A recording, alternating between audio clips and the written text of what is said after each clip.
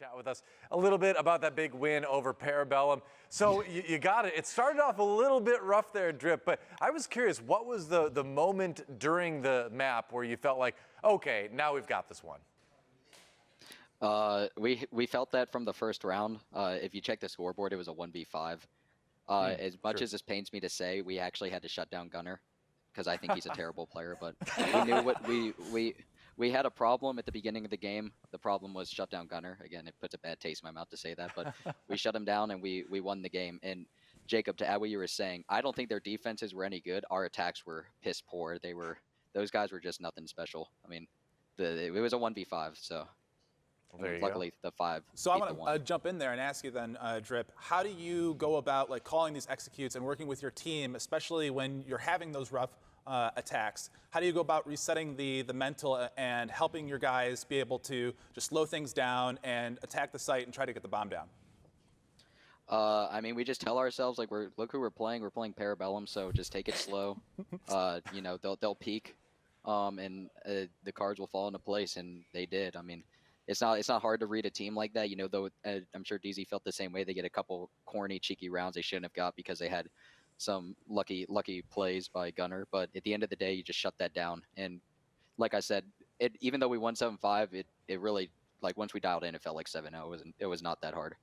Drip, they kind of had like the pacing advantage. Gunner was like really taking that away from you at the start, but towards the end, you guys were making moves. You were kind of gaining control of sort of the initiations there. I want to talk about round 11. We saw Surf drop the Master Hatch, then go flank down inside of Kitchen. Was that something that he just saw the opportunity for because they weren't entering in and he made that play? Or was that something that you were calling for and asking for, or somebody else on the team? What were the comms like there? It was a little bit of everybody. Anthony or Slash, whoever was the Deer player, said they're nading below. I said, okay, I'm bottom brown. I can come up and flank, and then the show's like, I'm going to drop, and then I said, okay, drop, and then we just basically were ready to double peek him. But again, it was Gunner, so it doesn't take two to take him down. And Surf shotgunned him, I believe, and then we just won the round. I mean, it was just one of those plays that kind of falls out and happens as the round goes on. You called your own attacks piss poor.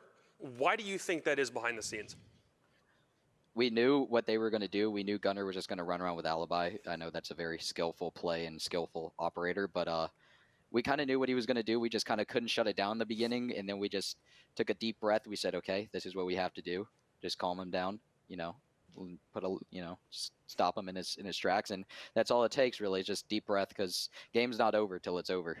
Except if you're Parabellum, then they think the game's over. Yikes! Wow. All right. So some harsh words for Parabellum, obviously. And the confidence obviously has been a big part of beastcoast. You know, going through your own persona for sure. How do you kind of like reconcile that in the moments when things aren't going well? I mean, you got to be confident. You got to believe you're the best team out there. Doesn't matter if it doesn't matter who you're playing. You just gotta believe everybody's here for a reason. This is one of the first stages, I believe, every team, and everybody makes fun of Mirage, but like every team can still compete, and it's just like it's a best of one. You just gotta be confident in you and your team's abilities and dial in and close it out. All right, fair enough. Well, congrats on the win today over Parabellum. Thanks for joining us as always. It was a fun time talking to you. Good luck with your match tomorrow, and we'll see you later. Thank you. Team XSET getting that big win over TSM. First team to deliver a loss to TSM this stage. XSET seemed like it was getting a little bit shaky there, but it came back in a big way. What did you talk about as a team between last week and this week that you think helped contribute to the win today? I think last week was a fluke. We had, I don't know, we didn't play like great at all. We trolled a lot, and I think this week we put more work in our practice and stuff, and it showed on the game. Yeah, it definitely did. Despite having a bit of a weak week last week, you guys still have Yaga on your team, who's a top performing player statistically in the league right now. What do you think it is about Yaga as a teammate, as a player, that makes him so successful stats-wise in the server for you guys? Yog might be the most consistent player I've ever teamed with. Like, I don't know how he does it, but he's always like getting his strikes, like impactful, and he's always like, I don't know how he does it, but he's so good. All right, so when preparing for this game against TSM, were you guys shocked at all that they went to Villa based on your history and them not having played it a whole lot? Was that a surprise for you?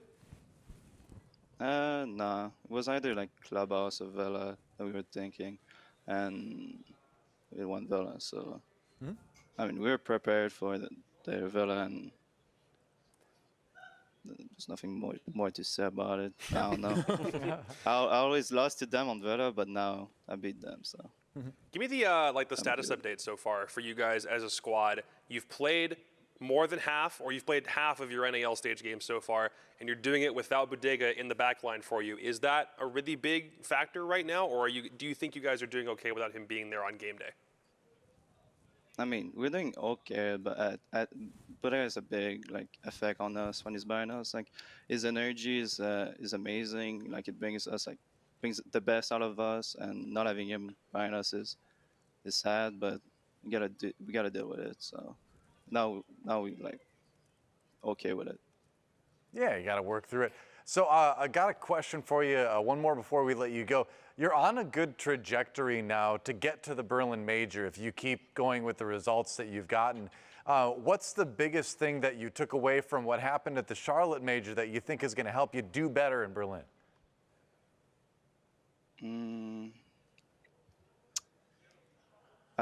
For like Diaz and Gomez, that was like their first international event, so they learned a lot about like the EU playstyle, Brazilian and stuff, and APAC obviously. And I think for the Berlin Major, if we qualify, I think we'd be more ready, and yeah, we'll be more prepared. Yeah, just get some of those land jitters out of the way, right, from a good performance in Charlotte. Cool. Well, thank you for stopping by and chatting with us. Congrats on the win today over TSM, and good luck with the game tomorrow. Thank you very much. Talking a little bit. We've been wondering, where were the numbers in stage one? They are here today. Do you feel like something was different today, or what do you think it was that helped you put down such a great score line? 15-6, I think it was.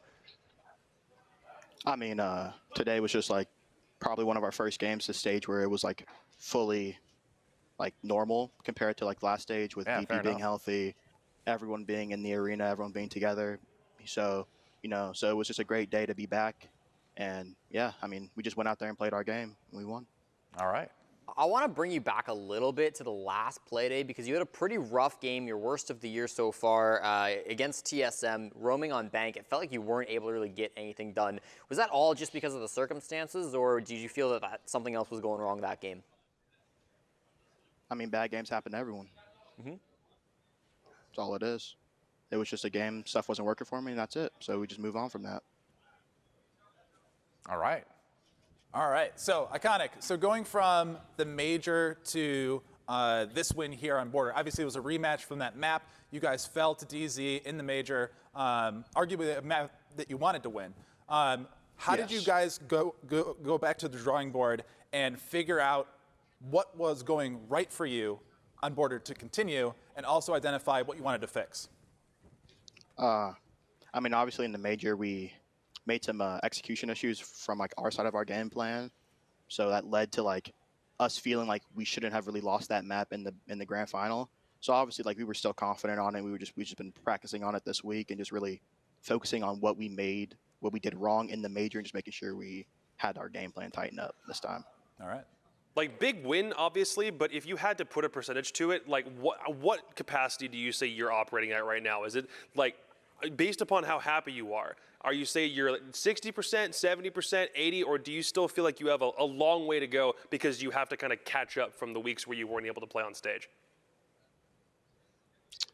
I mean, I feel like I'm always at 100 capacity. It's just sometimes like you just have like those bad games, and with the NAL it's best of one, so like stats really don't mean much in my eyes. So I just don't really pay attention to any of that. I know what my teammates think I can do. They believe in me. So we just try not to let anything shake our confidence. Yeah, fair enough. A win is a win. I got one more question before we let you go here. Now, obviously, Iconic is your ID, but your hair and your glasses for last stage, that was also a bit iconic. I got to know, where'd it go? What prompted the change? I mean, sometimes after you've had such a hair, I've been growing out for about 2 years, so it was just time for a switch up. went back to the roots. So yeah, I hope you guys like it. Yeah, no, you're looking good. I was saying that too. Yeah, looking very sleek now. Yeah, for sure. Sometimes you just need a change. Nothing wrong with that. Exactly. Yeah, well, congrats on the win today. Good luck in your match tomorrow, and thanks for taking the time to chat with us a bit. Hey, thank you, guys. You guys have a great day. You too. You too. He has to make sure the Winning mask. team, Soniqs. You got it done. You made our hearts pound, though, and your hearts were probably pounding even more. That was a very, very close one. But now the Soniqs are 3 wins in a row here in Stage 2. It's got to be vindicating, right? After a rough Stage 1, to put in the work and now to finally have some results, huh? Yeah, it feels good. I mean, we knew we'd be like better this stage for sure. I mean, we weren't going to tolerate another stage like Stage 1. That was a fluke. But yeah, it feels good. That was a good dub.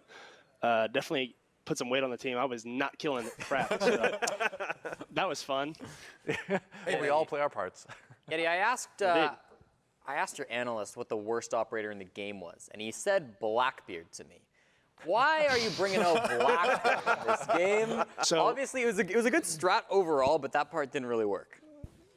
So on the rush, I picked it like last second, so I didn't even have like a class set up. So I had a hollow on. I don't even think I had a grip on it.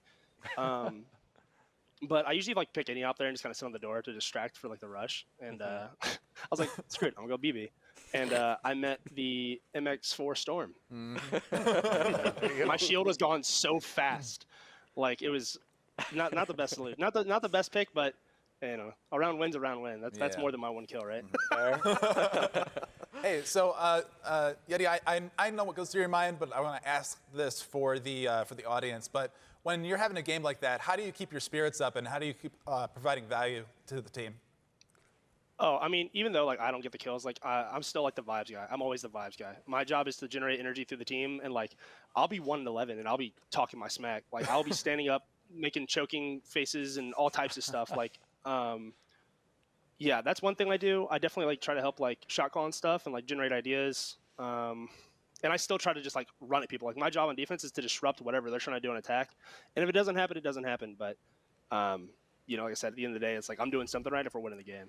No, that still feels like the single biggest thing I've noticed about you guys from stages 1 to 2. You're up and you're talking, which that didn't happen at all a couple of months ago. And it feels like that's something that a few of the other guys are also starting to get back into a rhythm of doing as well. Is that as important as we're saying it is, or is that just kind of a thing that led itself from stages 1 into 2? It's just like a sign of a better mood overall. How is it for you guys right now?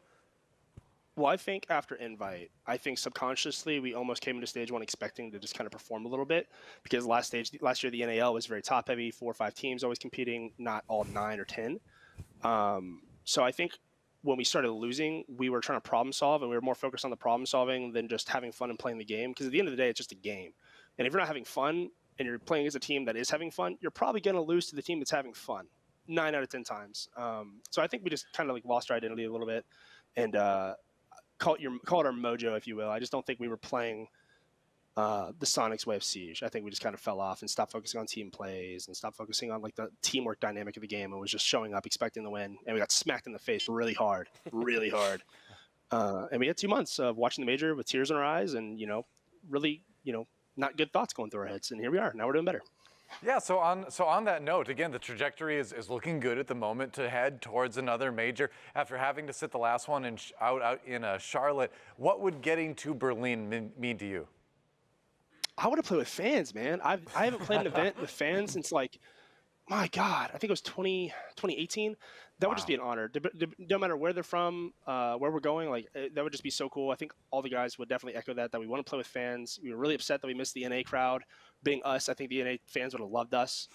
Oh yeah. So that just really sucked. It means everything. Like that is definitely like, there's a big number one. And you know, the Berlin major's right after that number one. That's 100% the goal right now. Man, I hear you. Esports is 90% less fun without the fans there. That's for sure. But you got the win today. I love flying to Sweden to sit in a room. Yeah, there you go. Well, think about it. Well, there you go. You got the win today. Congratulations. Good luck in your game tomorrow, and good luck with continuing that run towards the major. Thank you, Doa. Joe, I love and miss you. Take care, buddy. I miss you too, bro.